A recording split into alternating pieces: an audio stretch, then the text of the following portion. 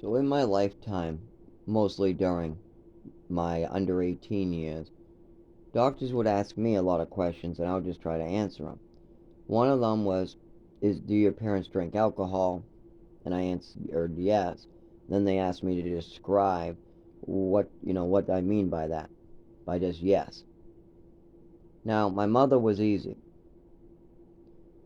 Um, she drinks too much, she gets angry, she comes up with these crazy ideas, and she does hurtful things.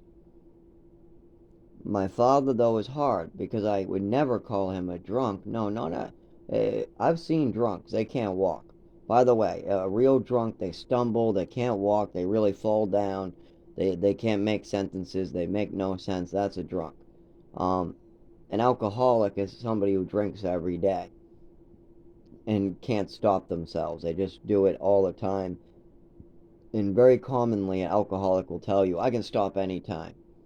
Or didn't start this way. I started with a small amount and I got bigger. Or, um, oh well, it's none of your business. That's usually an alcoholic. So yeah, my father's definitely an alcoholic, but he's a functioning alcoholic. What that means is that he can function in society. He can wait during the day.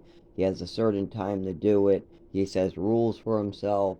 He's able to work and get stuff done. He's able to support himself and pay his own bills. So that's a functioning alcoholic.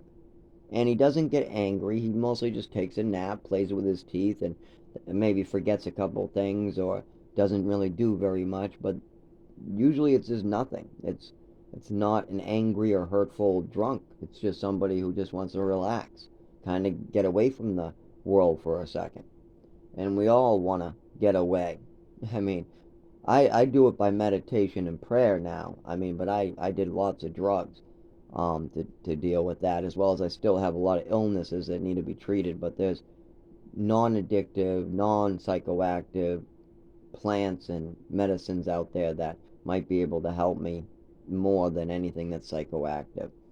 So I don't need to escape anything. I need to face something. I need to face what was done to me, and I have to keep on going to the doctor. I mean, if I suffer in the woods and die, well, I still got to face this sober, and that's going to kill me. Honestly, the fact that this was done to me, and the fact that I can't treat myself, and the fact that doctors are taking so long to treat me and come up with a proper diagnosis now, and that I understand why that is. I mean, somebody spent 15 years trying to cover it up. I spent years as an alcoholic. It makes sense. I mean, I have responsibility. I was an alcoholic on the street. Alcoholics experience seizures when they go from drinking a lot for a year and then stop and then go and then stop. But I don't drink like that, and I haven't drinking like that in 8 years, as well as I had this in childhood. So it has nothing to do with my drinking.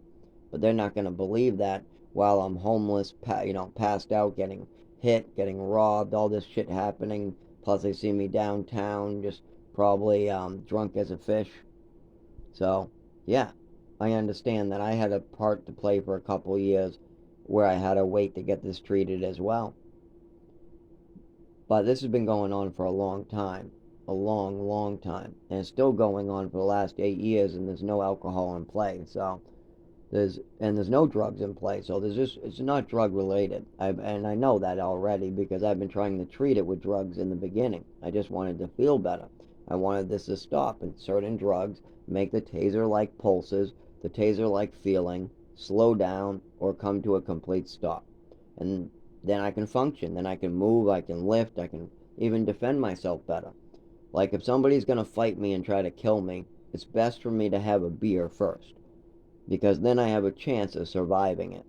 But I don't do that anymore. The last time I did that was 5 years ago when I took a stand because they were harassing and trying to assault or did assault my roommate who's 83. So I had to tell them that's unacceptable. And of course, when I told them beating up an 83-year-old is unacceptable, they didn't like that very much. So they fought me. But luckily, I had a beer right before going down there, so I got very little hurt. I was able to kind of roll around, dodge, as well as I was able to bring him right to the ground right away, where we just rolled around for a while. He couldn't really do any serious punching, get on top of me. I didn't really, I was mostly defending myself and trying to put him in a lock. I ended up putting him in a headlock, but that didn't really work for too long. Anyways, beside the point, this has been going on for a long time. I just treated it before myself. And that's part of my drug addiction. That's why I had a drug addiction in the first place. That plus I already was getting high off pills when I was fucking 7 years old. I mean, I remember my first buzz being at like 8 or 9, right before we moved to Texas. Those were on a bunch of pills that my mother gave to me. I mean, I was knocked the fuck out. I mean, boy, was that stuff strong. I was in a car for like one of my adoption appointments, and I was out like a light. There was many times where there was a whole cocktail of pills given to me, and I felt them. Oh boy, did I! I mean, if you take a Seroquel, like try 300 milligrams and then 200 of trazodone, Remron, Thorazine, all these, they give you a heavy buzz, like you got drunk. Oh boy, it's like drinking a bottle. These things are strong, especially when you combine them. You throw in a benzo or some extra sedative medications that work with it. Boy, is it a cocktail, and it will fuck you up. And that was my main part of my addiction, is I was getting messed up before I even knew what messed up was. But I also fed into it for a while, and that's part of why I'm sober today, is I remember what it was like when I wasn't sober. Now I do remember my nervous system being better when I was treating it. There were many times I was able to accomplish things I can't accomplish now. Now I have to face my disability. I can't just drink and do something. I can't just take a pill and do something. Now I have to face my limitations, and I have to go fall on the ground, have a seizure, look embarrassing. Sometimes I have to be on the ground. It's embarrassing to not be able to just do something and feel better. But I can't go treat myself. But if I did, my life would get a lot easier. Of course it would. But then it would get a lot harder a year or two later. It would get a lot easier, then it would get a lot harder. And that's a problem.